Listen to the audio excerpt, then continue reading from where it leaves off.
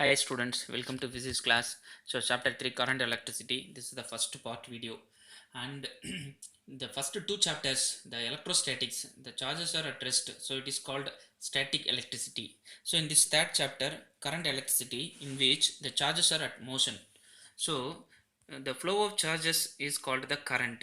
The charges at rest, then it is called electrostatics. So in this chapter we are going to discuss the various topics of electric current and drift velocity of electrons that causes the current density and mobility, Ohm's law and applications, and resistivity and conductivity of various materials and resistors that we are using electrical circuits in our day-to-day appliances, and potential difference of cell and EMF of a battery and their connections in series and parallel combinations, and devices like Wheatstone bridge, meter bridge, potentiometers.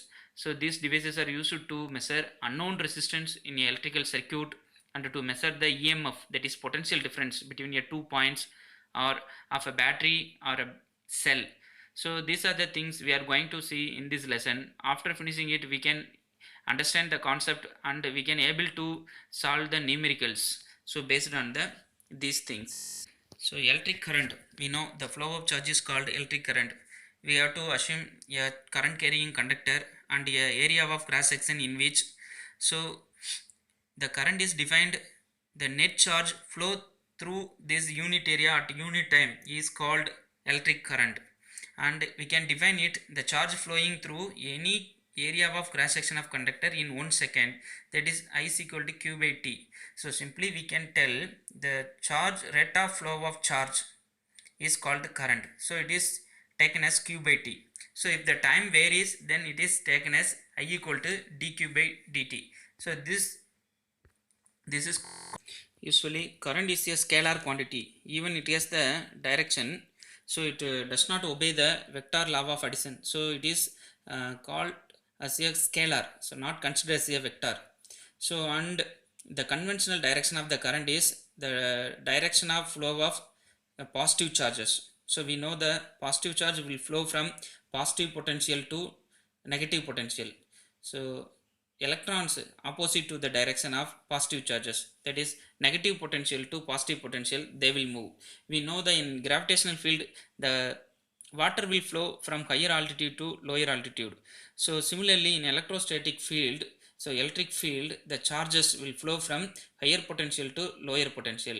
Here the conventional current direction is taken as the flow of charges, the positive charges, flow of the direction of positive charges, but the electron direction is the negative, that is negative potential to positive potential. There are different kinds of current. So first one is the steady current. Steady current means the magnitude of the current which does not vary with time. The graph A shows the magnitude of the current does not change with the time, it's a constant. So simply the battery cells which will give the constant potential difference and constant current, so it is called steady current. So DC current is called the steady current, and B and C. Now current varies with magnitude, then it is called varying current. The graph B and C shows the magnitude of the current value, the current value changes with the time, so it is called varying current. The fourth one is the alternating current. Alternating current means in which both magnitude and direction of the current changes, so this is called AC current, it is continuously changes. So usually we are classifying the current into DC and AC, so based on the variation of with the time we can classify current like this. So the direction of the current, for conventional current the direction will be the direction of the positive charges, that is positive potential to negative potential. So the direction of current is positive to negative terminal. So in the case of electrons, electrons will flow from negative potential to positive, so which is opposite to the current direction. So next we are going to see the drift velocity and drift velocity of the electrons, so which causes the electric current. So drift velocity is defined as the velocity with which free charges get drifted towards the positive terminal under the effect of applied electric field. So, drift velocity, So in a conductor there are so many free electrons are there. So free electrons means in a metal only there are large number of valence electrons which become as a free electrons. So these are the responsible for the electrical conduction. The outermost orbit of the atom will give the free electrons. So these free electrons will move in all directions, randomly will move. So in the absence of electric field, so due to the thermal energy they will move. So the velocities of the electrons will be in various directions. So there is no net flow of electrons, there is no net flow of charges in a particular direction. So there is no current. So after the electric field is applied, after electric field applied, they are drifted towards the positive potential. Now the electric potential difference is applied between the two ends of the conductor whose length L, and E is taken as the voltage by L, and due to the applications of electric field the electrons are drifted the opposite direction of the current, so which will flow from negative potential to positive potential. So this causes the electric current. So and the acceleration is minus E by m, where minus E is the force by m. Here we can obtain the expression for drift velocity. We know the expression definition for drift velocity. It is the average velocity of the electron when the electric field is applied between the two ends of the conductor. So here we consider a conductor. The voltage is applied to both ends of the conductor. So at once the electric field is established at every point of the conductor. So due to the electric field, the electron will experience a electrostatic force, that is electric force, and it moves in opposite direction to the electric field. So negative potential to positive potential. So it will occur the acceleration and velocity. So in order to find the drift velocity is the net velocity, average velocity of the all electrons. So Vd we have to obtain. For that taken F, force experienced by the free electron. So F is taken as minus Ee, where E is the charge of the electron and F is the electric field. So F equal to minus Ee, and A, acceleration, equal to F by m. We know the second law of Newton, F equal to ma. So A is equal to F by m. A is equal to F by m. Substitute the F value and A equal to minus Ee by m. So this is acceleration.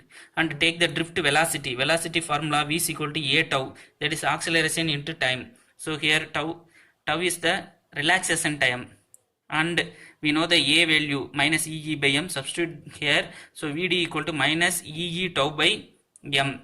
Here minus sign shows only the direction, which is the direction of the electron opposite to the electric field. So to remove it, Vd equal to only the magnitude Ee tau by m. Here is it is the expression for drift velocity Ee tau by m. Here Vd is directly proportional to the E only, and charge of the electron relaxation time m are constant for a particular electric field. So Vd is proportional to E. So we can take it other things as a single constant, Vd equal to mu E. This constant is mu. So mu equal to where E tau by m. So E tau by m, it is called the mobility of the electrons. Mobility of the electrons. Also we can write mu is equal to Vd by E. Vd by E. So it is defined as mobility of the electrons is simply the drift velocity occurred by the free electron at unit electric field. So it is called mobility, and unit will be m squared, that is meter squared per volt per second. It is absent from Vd. For Vd, meter per second, for electric field volt per meter. So from those things we obtain m squared per meter, sorry, per volt per second. So this is the mobility of the electrons, and the drift velocity formula is Vd equal to Ee tau by m. Also Vd is equal to mu E. So mu is equal to Vd by E. So here we saw drift velocity and mobility of the electrons related with the electric field. Now we can obtain the expression for, that is electrical conductivity. We can say relation between the current, drift velocity, and electrical conductivity and mobility of the electrons. So we know that I equal to Q by T, charge, net charge flow per unit time, that is unit time means 1 second. So charge, the net charge flow is called current. So I equal to Q. So Q is the total net charge. So we can written as Q is equal to Ne, where N is the number of electrons passing through the area in the conductor per unit time, and E is the charge of the each electron. So total number of electrons into charge of the electron, which gives the total charge. So which gives the total charge. So which is equal to current also. So we can also write Q is equal to Ne and I equal to Ne, because I equal to Q. So Q is equal to Ne, I equal to Ne. And in order to find the N, so in order to find the N, consider a conductor of cross section A. So here electrons moving from right side to left side at unit time. The area A and drift velocity is Vd. So drift velocity is the distance traveled by the electron per unit time. So simply it is taken as the distance traveled by the electron. Vd equal to distance traveled by the electron. So this is the distance, that is length of the portion, and this is the area which gives the volume of the conductor. So the electrons in this volume only will move through this area per second. So in order to find the number of electrons passing through this, so current density, the free electron density N multiplied by the volume, which gives the total number of electrons moving through this area per unit time. So we can write capital N equal to small n into AVD. Here AVD gives the volume, area into distance or length of the portion is called AVD. Vd is the distance here, and it gives volume, and N is the electron density totally, which gives the total number of electrons flowing through the area. So this is N, and charge of the electron is small e. So multiplying both Ne, which gives the I. So substitute the N value. So N E A V D gives the electron. This is the expression for the current. So here I equal to Ne A V D, and substitute the value for Vd. We know E tau by m. So this is the value of Vd. So I equal to Ne E tau by m.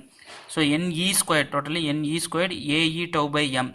So putting A value left side, so I by A. By getting the A value here, I by A equal to remaining Ne squared A tau by m. And we know the I by A, which means J, that is current density, that is current per area, which is called current density, J equal to Ne squared E tau by m. This is equation 1.